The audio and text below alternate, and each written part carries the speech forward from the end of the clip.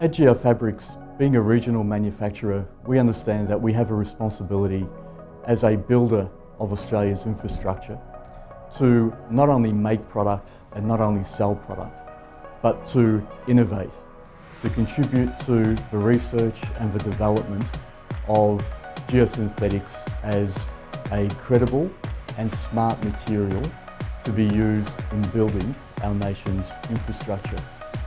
So when one looks at Geofabrics as a company, it's important to understand that with an employee base of over 200 people, we innovate, we create, and we in fact create bespoke solutions to solve our customers' problems.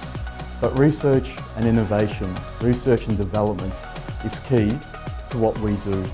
Manufacturing is important, but we are proud to say that we employ engineers, we employ scientists, we employ lab technicians that create a solution to a customer's problem that is best in class. At the Geofabrics Albury manufacturing site, we have ISO accreditation, and also on site our lab is NATA endorsed.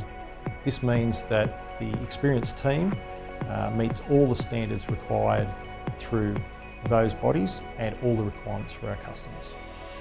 Geofabrics is the only manufacturer of geotextiles in Australia.